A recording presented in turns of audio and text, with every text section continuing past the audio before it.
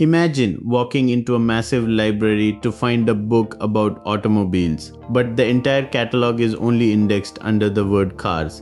The books are sitting right there on the shelf.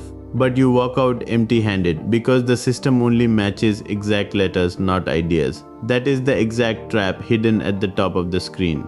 Keyword search limitations in RAG. Look at the query box right in the middle. A user is asking if anyone has discussed a rejected loan recently. The information exists in the system, but a standard keyword search is about to completely blindside the retrieval process. Follow the arrow from that query box to the left, down to text chunk A. The database holds a record stating the bank refused the loan application. Now look to the right side of the screen at text chunk B, which says a financial institution declined the credit request. Look at those two chunks side by side. To a human, they mean the exact same thing. But follow the lines to the central column where the keyword matching attempt happens, because the query specifically says rejected loan. The system flags a fail for both chunks. The exact characters don't match, so the system delivers that frustrating result at the bottom. Relevant chunks not retrieved. Let's bust a major myth here. The LLM did not hallucinate. The retrieval system genuinely could not find the answer because it was searching for the same words, not the same idea. The model simply generated from what it was given. The fault is not in the generation, the fault is in what was handed over. In production, engineers usually tackle this exact retrieval layer using specialized vector databases like Milvus or Pinecone.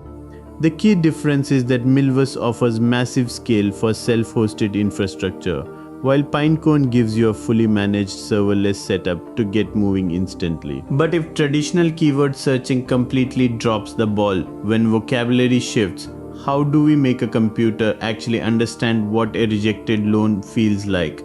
Turn your attention to what happens when we move past literal characters and start mapping the actual meaning behind the words. Look at region 1 in the upper left to see how we solve this. We take text like the bank refused the loan application and run it through a text embedding model.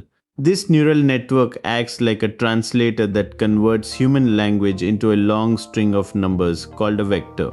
Underneath that, you can see the actual models engineers use to do this in production, like OpenAI's text embedding, 3 small or Cohere embed. Two tools solve this today: OpenAI's hosted embedding, API, and local sentence transformers based on BERT. Here's the key difference between them. OpenAI handles the infrastructure automatically via a simple API call, while local sentence transformers let you run everything on your own servers for total data privacy and 0 per token costs. Now shift your eyes to region 2 in the upper right. This is where the magic happens: semantic clustering in a high-dimensional space. Let's clear up a massive misconception here. An embedding is not a summary of the text. It is not a compression, it is a coordinate, a precise location in a space where the geometry encodes. Meaning, look at how the refused loan and declined credit chunks point directly to that tight cluster of closed vectors at the top of the chart. Meanwhile, a completely unrelated phrase like the weather is sunny maps to a far vector all the way at the bottom. 2 points close together mean similar ideas. 2 points far apart mean different ideas. The distance is the semantics. Drop down to region 3 on the bottom left to see exactly how we measure that distance. We use cosine similarity, which literally calculates the angle between two vector arrows labeled A and B. If two sentences mean the exact same thing, the angle is 0, which translates to a cosine similarity score of 1. If they have 0 relation, they sit at 90 degrees, giving a score of 0. In a real production system, anything scoring above 0.8 is generally considered a strong semantic match. Finally, look over at region 4 in the bottom right to see how complex this space really is. While a simple chart only shows 2 or 3 dimensions to make it easy to visualize, production models pack 1536 dimensions into every single vector. Each one of those grid squares represents a latent semantic feature like topic or sentiment. But how does a database actually search through millions of these massive 1500 dimension coordinates in milliseconds without melting your server. Look at the top row to see how data actually gets into the system. Follow the ingestion path on the left, where source documents pass through a text chunker to get broken down into bite-sized segments. Those segments flow right into the embedding model, transforming into dense vectors before landing in the vector database.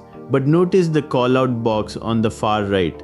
The database doesn't just store numbers, it maps each vector directly to critical metadata like the source document name, page number, and chunk ID. So the system knows exactly where the text originated. Now drop down to the middle section to trace the live query path. On the left side, a user asks a question which is instantly converted into a query vector by the exact same embedding model. Let's challenge a common assumption here. A vector database is not a standard database with a new data type. It is a search engine. The index it builds, HNSW, is a graph structure, not a B-tree. The query it runs, approximate nearest neighbor, is a graph traversal, not a SQL scan. Every design decision is about trading tiny amounts of recall for dramatic gains in speed. Look closely at the center of the query path where you see the red X over brute force search. Running an exact math check across millions of vectors at query time would completely destroy performance. That's why the system routes through that ANN search box, utilizing HNSW or hierarchical navigable small world. If you look at the multi-layer graph diagram on the right, HNSW creates express lanes that let the system skip millions of irrelevant points and jump straight to the exact neighborhood of information, delivering the top K relevant chunks in milliseconds. Two tools solve this today, Pinecone and qdrant. Here's the key difference between them. Pinecone is fully managed and optimized for fast scaling without infrastructure overhead, while qdrant is open source and gives you deep control over custom filtering on your own bare metal servers. But even with blazing fast graph traversal pulling the most relevant chunks, how do we package all this retrieved data and hand it off to the LLM without breaking the context window or confusing the model? Look at the left side of the screen to see how real-world engines like Perplexity survive production scale. Notice that two-stage path for Perplexity. Stage 1 handles a massive keyword web search to instantly filter down internet pages. No single retrieval method works perfectly for every query, so they don't rely on just one. Once the page content is chunked, look down at stage 2 where an embedding similarity search takes over. It rescores and selects the top relevant sentences from a pre-computed embedding database to hand off the cleanest context possible. Now shift your focus to the right to cursor's on-device path. A code editor cannot wait for cloud round trips. When you are refactoring code, as you can see, under the on-device local embedding model block, cursor runs everything locally on your machine to hit a sub-10 millisecond latency.